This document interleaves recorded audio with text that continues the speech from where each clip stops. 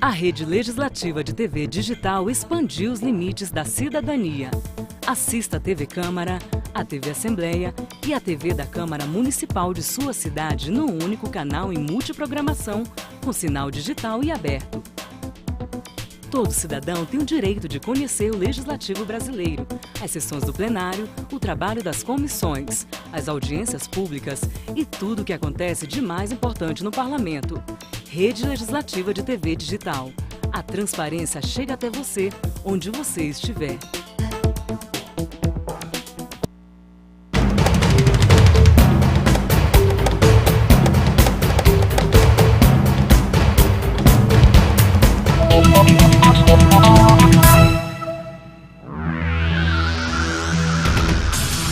Olá, seja bem-vindo a mais um programa Transparência e hoje entrevisto a vereadora Glaucia Berenice. Tudo bem, vereadora? Obrigado por dar uma parada aí e nos atender. Importante e prestar conta, falar, né, do trabalho. Esse momento é muito importante no mandato. É isso. Por falar em trabalho, o que a vereadora destacaria como um trabalho interessante, de alta relevância? Se bem que todo trabalho é relevante, mas assim, algo que destaca, que as pessoas comentam, dão os parabéns, ou que a senhora mesmo de foro íntimo fala assim, não, esse eu queria ter feito. Tem muitas coisas que a gente, na vida pública, nós temos muitas frustrações, né? O vereador, ele tem desejos, tem projetos, tem demandas que chegam até a população, mas o poder do vereador é muito limitado, mas um grande poder é fiscalizar, né? É você estar apresentando as falhas nas políticas públicas, e isso tem sido para mim, tem sido um alvo desde que eu entrei aqui dentro de algumas políticas sociais, o acompanhamento e numa posição também de contribuição que a gente tem feito no Fórum de Saúde Mental. E esse ano nós tivemos a participação muito efetiva durante esse mês de maio, é um mês de luta, onde nós lembramos que nós não queremos mais aquele modelo fechado de manicômio, de quase uma prisão, né, de você eternizar as pessoas num tratamento desumano. E esse ano a gente pôde celebrar muitas conquistas de familiares, cuidadores e pessoas com histórias de superação, né? Histórias importantes de profissionais que trabalharam, apesar dos poucos recursos, mas que se destacaram com projetos inovadores na formação acadêmica. O Dr. Cláudio foi um dos homenageados, uma pessoa que não está mais entre nós, mas que conseguiu trazer uma visão humanizada na formação na Faculdade de Medicina, na área de psiquiatria. E muitas lembranças e muitas conquistas são celebradas, mas a gente consegue ver ainda muito que tem para se fazer.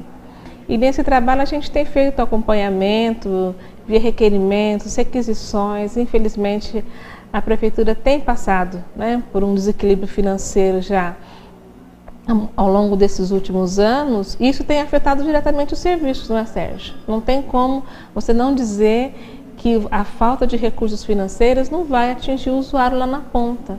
É verdade. E nós temos sentido e feito constantemente a cobrança de que haja um abastecimento de medicamentos básicos, como é o de hipertensão, diabetes, e nós sentimos falta de algum tipo de medicamentos para a saúde mental, medicamentos para as crianças que têm algum déficit de atenção, alguma questão de psicose e que faltaram na rede pública durante esses últimos meses. Isso nos trouxe grande preocupação. Nós realmente temos feito esse apontamento e essa cobrança junto ao Executivo, né, para que haja um melhor planejamento, para que essas questões de desequilíbrio financeiro não tragam tantos prejuízos para o usuário. Vereadora, algumas pessoas encontram a gente na rua, eu falo isso para todos os vereadores, mesmo porque é verdade.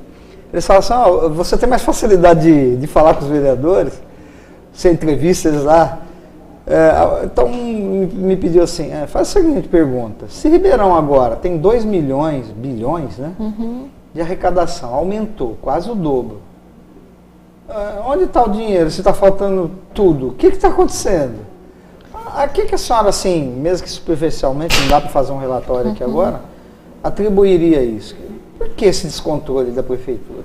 Olha, nós temos uma máquina inchada, isso é tão claro, tão evidente, que nós estávamos hoje, até o mês de maio, ferindo, né, um limite prudencial da Lei de Responsabilidade Fiscal. Que quando a senhora diz máquina inchada, é muito funcionário. Muitos funcionários e muitos comissionados, muitos cargos comissionados a salários altíssimos e pessoas muitas vezes sem qualificação técnica, pessoas que são colocadas por questões políticas.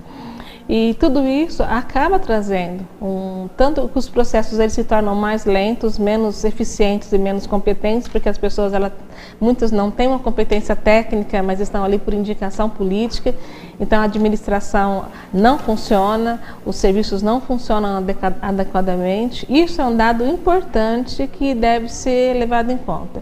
E eu acredito também que algumas escolhas equivocadas. Nós estamos analisando a LDO, que vai ser votada para 2015. E nós verificamos a construção de um autódromo para Ribeirão Preto, né? Aí eu me questiono.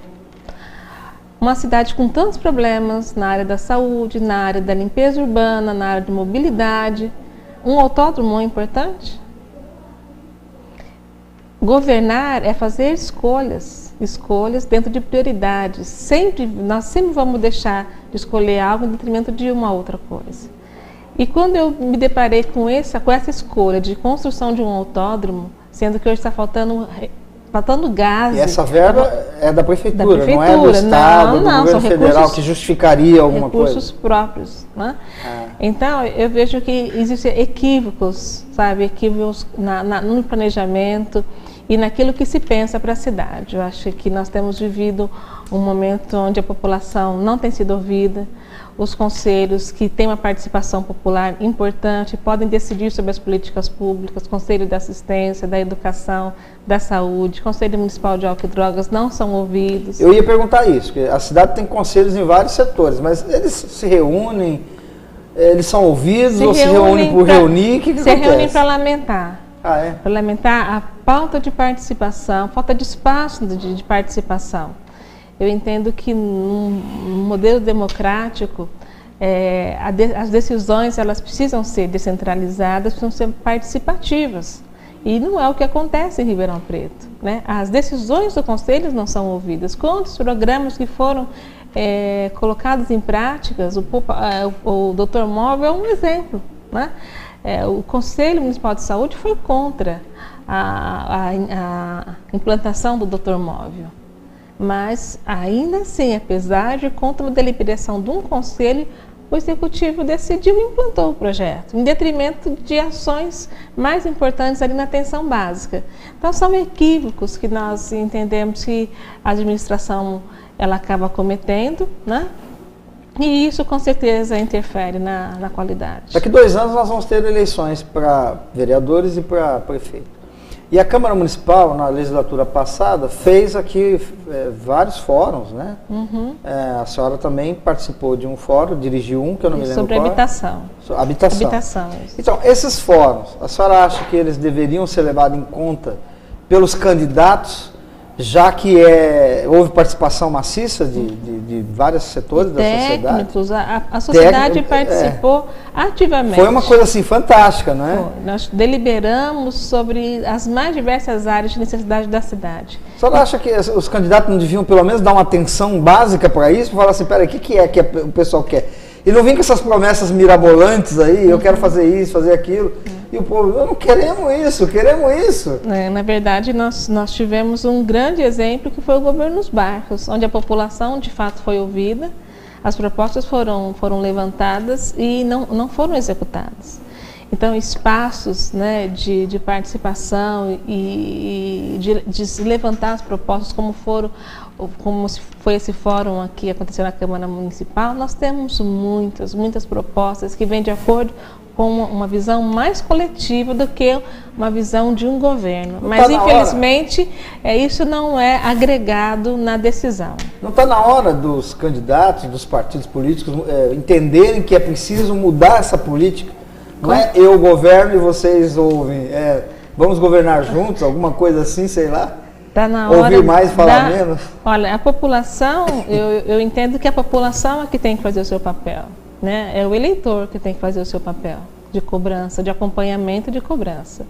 O que a gente viu nas ruas o ano passado, né, a movimentação que houve, as manifestações, justamente foi em virtude desse descontentamento. Mas precisamos de, no meio desse descontentamento, de lideranças que possam, de fato, fazer um apontamento e canalizar essa energia, né, que as pessoas querem participar mais, elas querem influenciar mais, elas querem controlar mais os gastos públicos, a maneira da administração dos nossos recursos, porque são provenientes de impostos. Nós precisamos de criar cada vez mais esses mecanismos que estão garantidos em lei, né?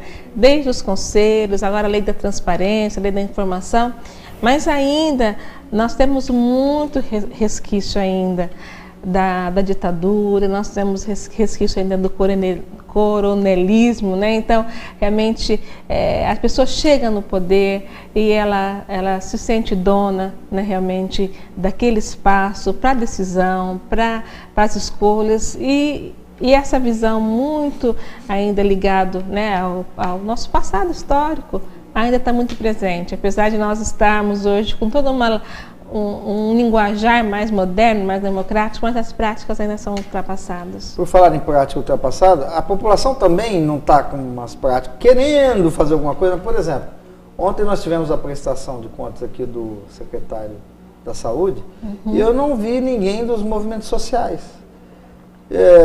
Eu não sei se estou enganado, eu também não vi OAB, não vi ninguém dos direitos humanos, não vi ninguém nada, só vi o advogado da família.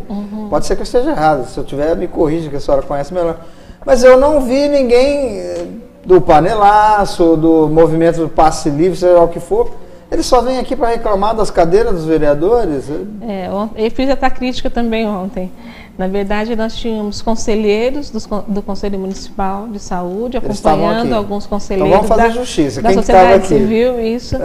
Mas era um momento importante, né, de uma política pública que a coluna, né, a saúde, eu acho que é a base de tudo, saúde e educação é a base do bem-estar de uma cidade.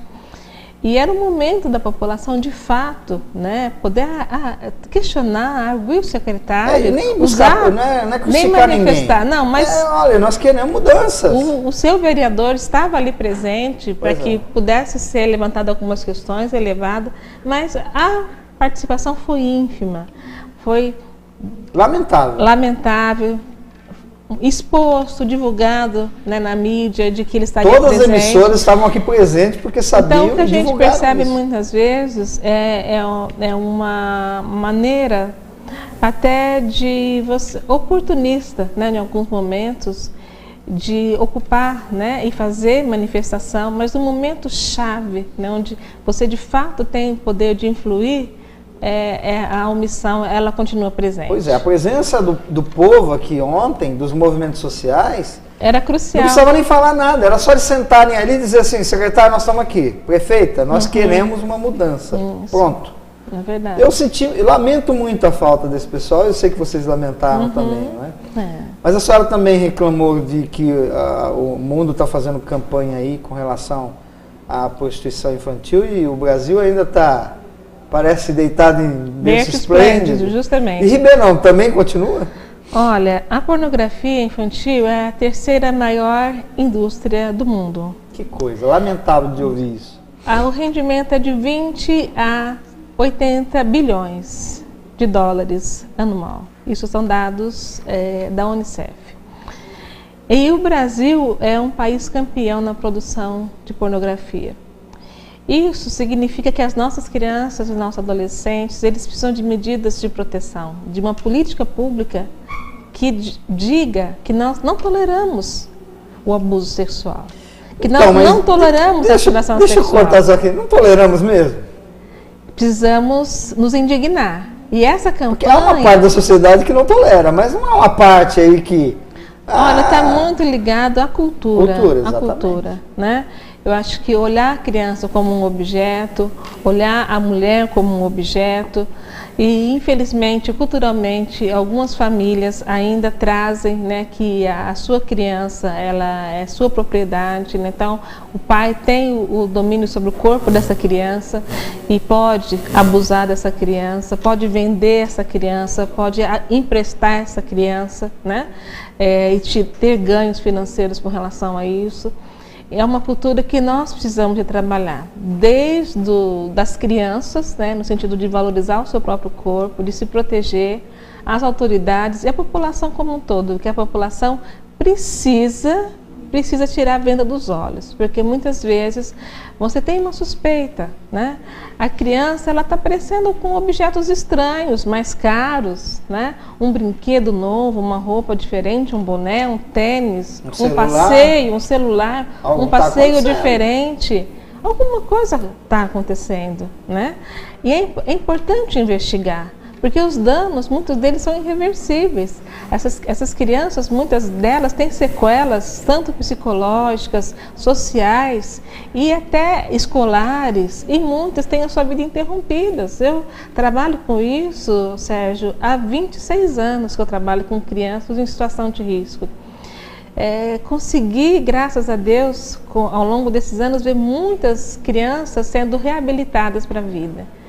Mas também vi muitas crianças que perderam a vida, muitas meninas que muitas vezes acabaram se drogando, se tornando dependentes químicos ou assumindo uma postura de muita vulnerabilidade, se prostituindo de fato depois, porque foram abusadas. Então, a nossa campanha, nós conseguimos essa parceria com uma instituição do Reino Unido, junto com a Unicef, com a Embaixada Brasileira, com a Polícia, a Europol, né, que tem feito já durante todo o ano de 2013, preparando os turistas estrangeiros para que, vindo para o Brasil, eles saibam que praticar sexo com um adolescente abaixo de 15, 17 anos é crime.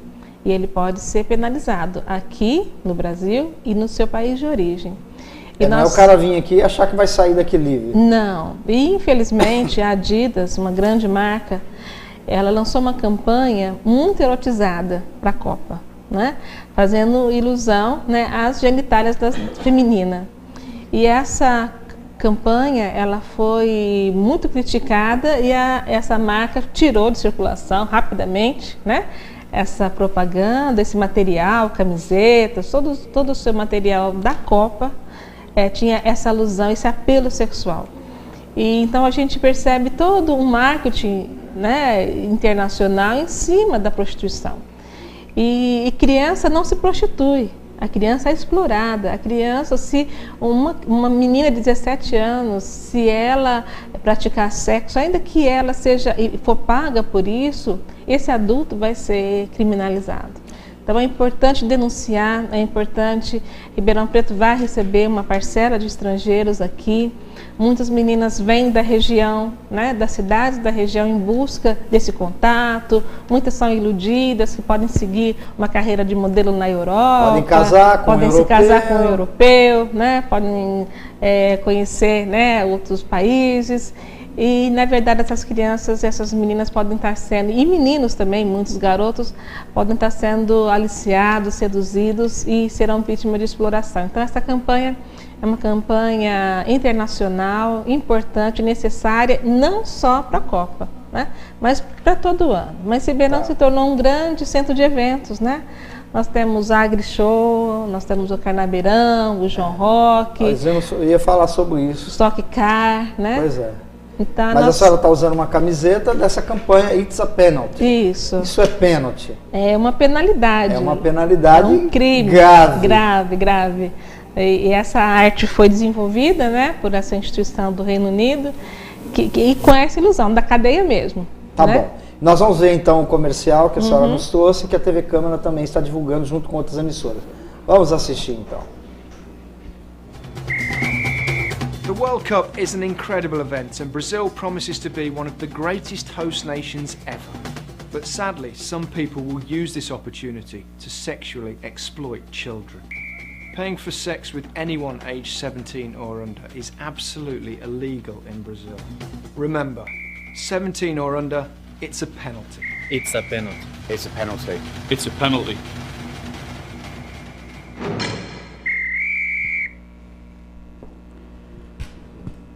Então, essa campanha que vai ficar aqui foi feita para a Copa, mas a senhora lembrou bem que nós temos vários eventos. Eu ia comentar a respeito da feira, como é que chama? Da Feira do Livro, tem a outra, da Agrofeira, como é que chama? AgriShow. Agrofeira, tudo é feira, né? AgriShow. Que sabidamente é usado, uma parte dessas pessoas que vêm aqui vem por causa de prostituição. Duro que é uma pena, a gente sabe que é verdade, é uma realidade. E eu estava vendo uma notícia hoje num jornal, acho que é alemão, mostrando duas garotas, uma de 14 e uma de 17, que se prostituem no Itaquerão. Elas se oferecem para o pessoal que trabalha lá. Parece mesmo que o Brasil lá fora é visto como um país da prostituição.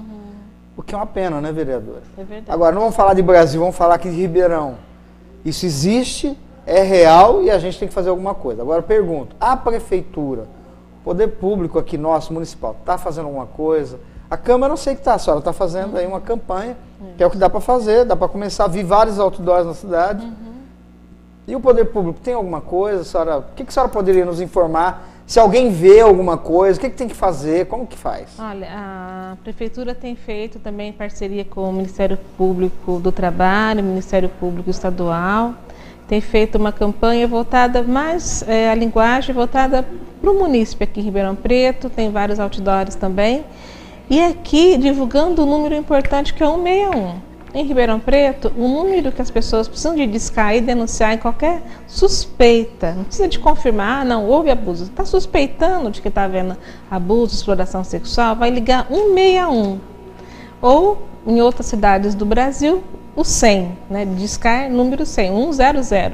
Em Ribeirão, 161, a Prefeitura lançou a campanha na semana passada, no dia 12, e está fazendo também uma grande divulgação, porque essa campanha não pode ser só agora, na época da Copa, né? É uma campanha que tem que ter todo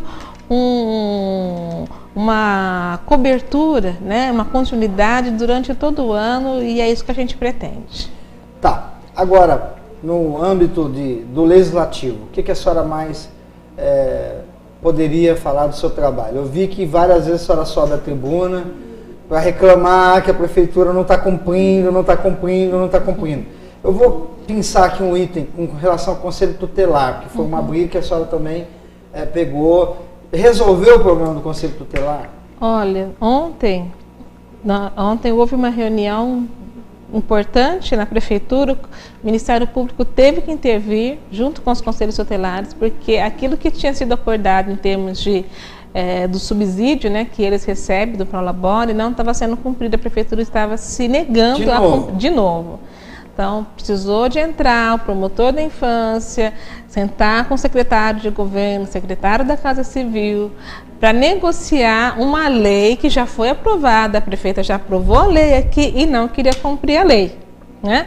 Então, órgãos importantes de proteção precisam ser valorizados, ser dada toda a estrutura operacional, administrativa, para que funcionem de fato, né? Não adianta, né? Não adianta você fazer campanha se o órgão que vai fiscalizar e vai executar a medida de proteção, se ele não tem condições, não tem estrutura de funcionamento. Tá, uma outra coisa que vocês, vereadores, falaram muito era com relação às entidades sociais, que tinham ficado à míngua, não sei como é que está hoje. Já resolveu o problema das entidades sociais? Ou ainda não, ou só parte? Como é que está? Não, nós precisamos de aumentar o financiamento hoje, isso é pauta nacional. O orçamento para assistência social precisa de melhorar, não só aqui em Ribeirão, mas em todas as prefeituras do país. Infelizmente, Ribeirão está aquém de outros municípios do Porto de Ribeirão que financiam mais. Nossa situação é pior. Nossa, é pior. Nós pleiteamos no mínimo 5, hoje temos 3. Começamos com 5 em 2008, ainda era 5% do orçamento, hoje é 3%. Então, nós não temos como dar o suporte para as entidades que fazem grande parte, né, da atribuição do poder público, seja na área do idoso, da criança adolescente, da pessoa com deficiente, da mulher vitimizada.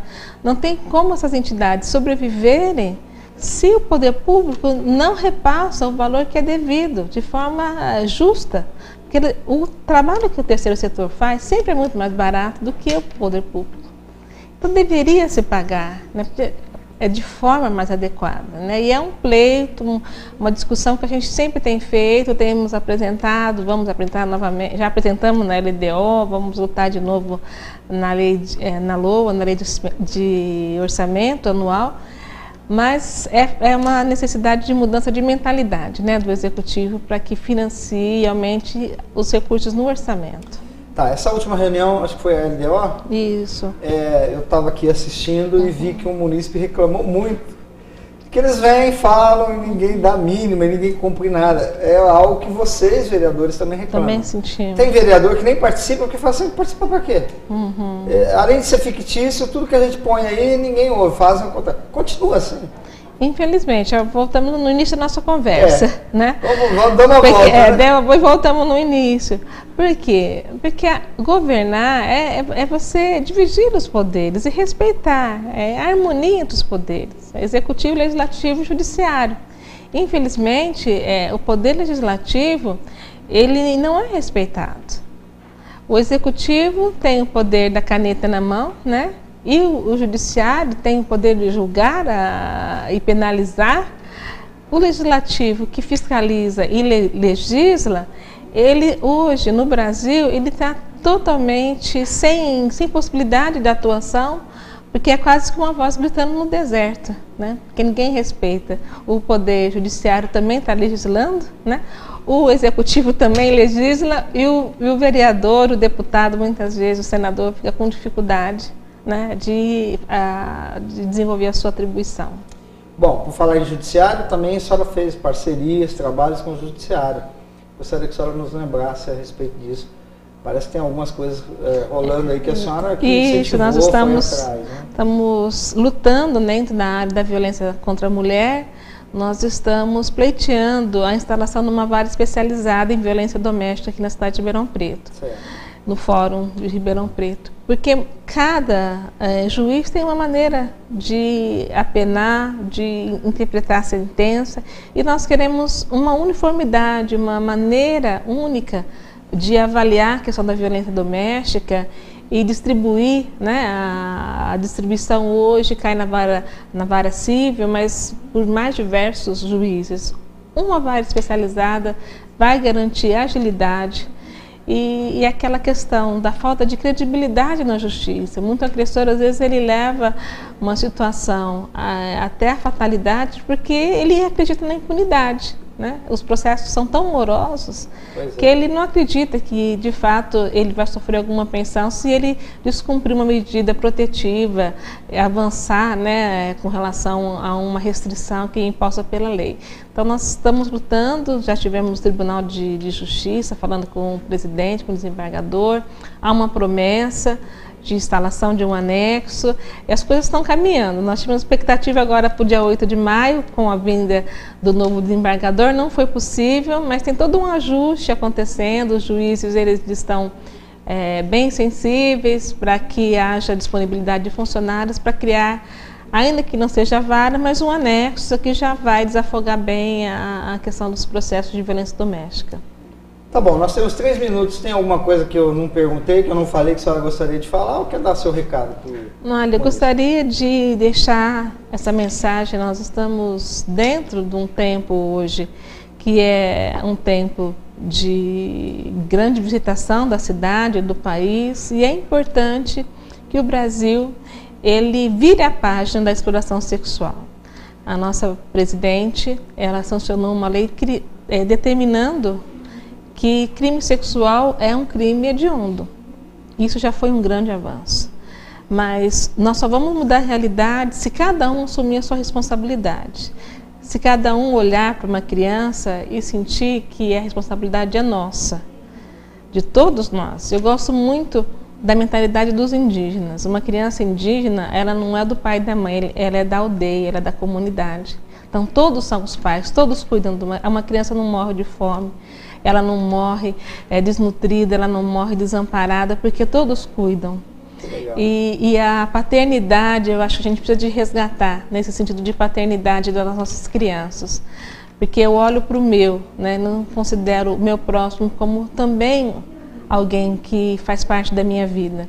E é isso que a mensagem que a gente quer levar. As nossas crianças precisam ser protegidas. Então, em qualquer caso de suspeita, de exploração sexual, diz que o 161.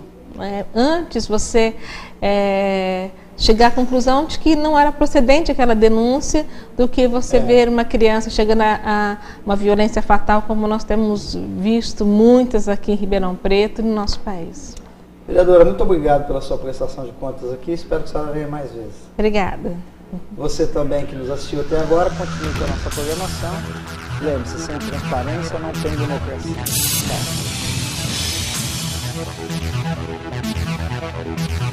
Tchau.